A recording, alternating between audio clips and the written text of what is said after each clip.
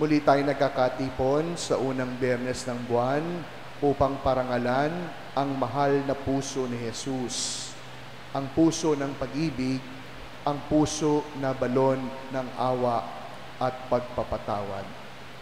May isang kwento tungkol kay Satanas at ang mga kampo na ito ng kadiliman. Minsan sila'y nag-meeting at ang agenda, paano natin gagawing masama ang mga tao.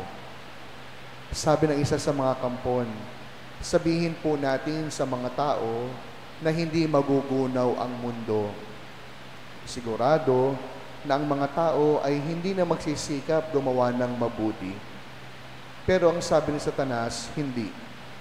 Sa dami ng mga nararanasan ng tao ngayon, katulad ng lindol, baha, sunog, iisipin pa rin ng mga tao na malapit nang matapos ang mundo at sila ay magbabago. Kaya't sabi ng isa sa mga kampo ng kadiliman, kung gayon, sabihin natin sa mga tao, walang impyerno.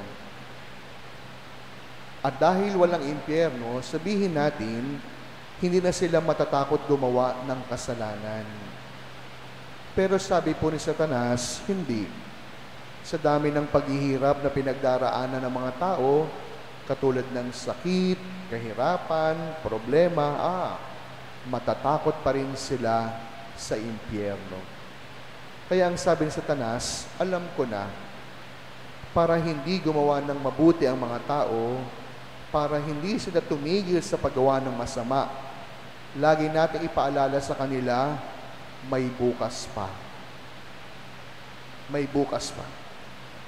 At marami pang bukas ang naghihintay sa kanila.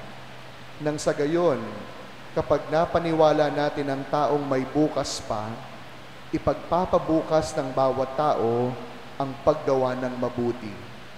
Ipagpapabukas ng mga tao ang kanilang pagbabago.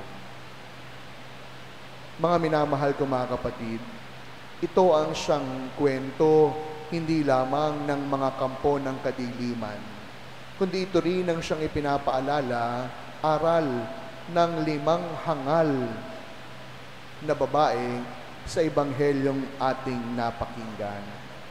Kung tutuusin, the 5 virgins, my dear friends, were not admitted to the banquet not because they were bad. Pansinin ninyo, hindi po binanggit na yung 5 babaeng dalaga ay masasamang tao. Sigurado itong 5 ito, nagsikap naman talagang gumawa ng mabuti.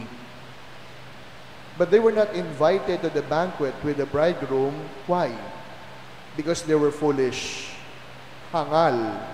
Sa Tagalog, engot. Hindi sila tinanggap sapagkat hindi dahil sila'y masama. Hindi dahil sila'y hindi gumawa ng mabuti.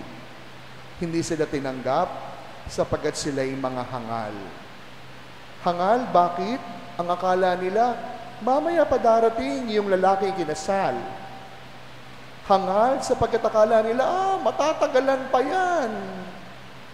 Hangal, sapagkat marahil iniisip nila, bukas pa. Kaya ang inihandang langis, hindi sapat. Hangal dahil sa tingin nila, sapat ang langis ng kanilang ilawan. Mga minamahal ko pong mga kapatid, ipinapaalala sa atin ng kwentong ito upang hindi tayo maging mga engot. Upang hindi po tayo maging hangal. Ibig sabihin, dapat laging handa. Dapat laging gising. At bahagi po ng ating pagiging handa ay ang pagpili sa paggawa ng mabuti. At kapag tayo po ay gumawa ng mabuti, tandaan po natin, tatalikod tayo sa kasalanan. Uulitin ko po, sa sa pagpili natin ng tama, tatalikod tayo sa mali. Pero tabi-tabi po, tabi-tabi, hindi naman po ganito minsan yung nangyayari. Sasabihin ng ibang mga tao, okay lang may kabit, nagdo-donate naman ako. Okay lang nangungupit, Total naman, meron kaming kawang gawa. Okay naman mangloko. Basta naglilingkod naman kami. Ang tawag sa ganyang pamantayan, hangal. Sapagkat kagaya po ng aking mga halimbawa, doon sa 5 dalaga sa kwento, ang akala nila, tama yung kanilang ginagawa. Ang akala nila, mabuti yung kanilang pinipili. Ang akala nila, may bukas pa upang magbago. Kaya nga po mga minamahal ko mga kapatid, tatandaan natin, kapag po iniisip natin gumawa ng mabuti, at sasabihin natin, saka na lang, ang demonyo ang siyang nagpapaalala. Kapag sinabi natin, parang gusto ko na siyang patawarin, pero saka na lang, ang demonyo ang siyang nagsasalita.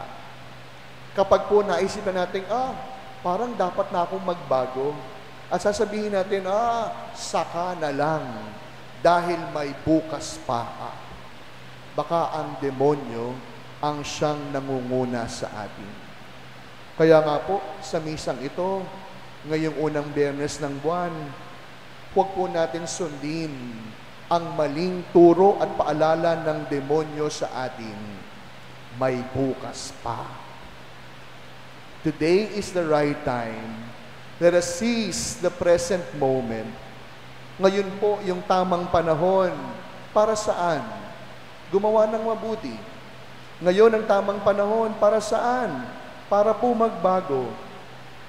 Matakot po tayong matagpuan na hindi lamang mga hangal o engot, kundi matakot po tayong matagpuan hindi handa.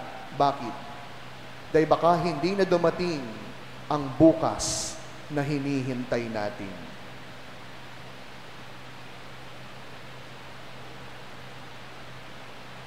Amen.